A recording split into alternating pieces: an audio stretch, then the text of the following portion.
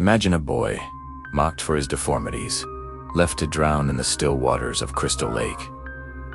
His death should have been the end, but instead, it was the beginning of one of horror's most unstoppable legends. Tonight, we unravel the chilling saga of Jason Voorhees, the masked killer who turned Friday the 13th into a date of pure terror. Before we dive in, do me a quick favor and smash that like button, and definitely hit subscribe. You will want to stay with us until the very end, because Jason's story is far darker and more twisted than you think. Trust me, our story begins not with Jason, but at Camp Crystal Lake in 1980. The first film sets the stage, introducing us to a group of counselors getting the camp ready for a new season. But a dark history haunts this place. Years earlier, a young boy named Jason Voorhees, physically different and relentlessly bullied, drowned in the lake, while the counselors meant to be watching him were distracted. His death was a tragedy born from pure neglect. This tragedy ignited a firestorm of vengeance, not from Jason, but from his mother, Pamela Voorhees. In the original Friday the 13th, she is the killer, methodically and brutally dispatching the new counselors one by one. She blames them for her son's death, seeing their carelessness as a sin that must be punished. Her rage is a mother's grief turned monstrous. But in the film's climax, the final girl, Alice, fights back and decapitates Pamela with her own machete. It's a shocking, brutal end to a bloody rampage. You'd think the nightmare was over.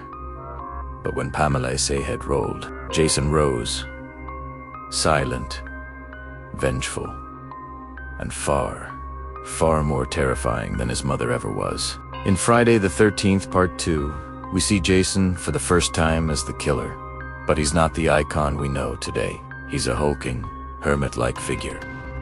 His face hidden beneath a crude burlap sack with a single eye hole. It's unsettling, for sure, a hint of the monster to come, but it wasn't legendary. It was raw, almost primitive. He was a ghost from the past, driven by the trauma of his mother's death. Then came Friday the 13th, Part 3, and everything changed. In one of the most iconic moments in horror history, Jason acquires his signature hockey mask. He takes it from one of his victims, a prankster named Shelley. The moment he puts it on, something clicks. The blank, emotionless face of the mask perfectly mirrors the void inside him. It's chilling. That mask wasn't just protection, it was a transformation. It stripped away the last vestiges of the boy who drowned and replaced him with an avatar of death.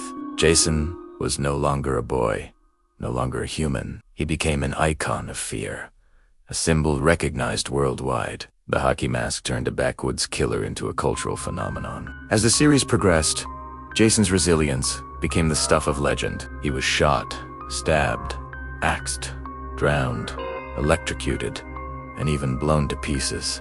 Yet he always returned. Each sequel seemed to test the limits of what a human body could endure, and then shattered those limits completely. By the time we get to films like Jason Lives, he's no longer just a tough guy. A lightning strike reanimates his corpse, and he is reborn as an undead, supernatural force. He's a zombie, a revenant, an unstoppable killing machine. This evolution allowed the filmmakers to get incredibly creative. They sent him to the big city in Jason Takes Manhattan, where he stalked the grimy streets of New York. It was a bizarre, yet memorable outing. But they didn't stop there. In the far future, the year 2455 to be exact, he was cryogenically frozen and later reawakened on a spaceship. In Jason X, he's upgraded with cybernetic enhancements to become Upper Jason.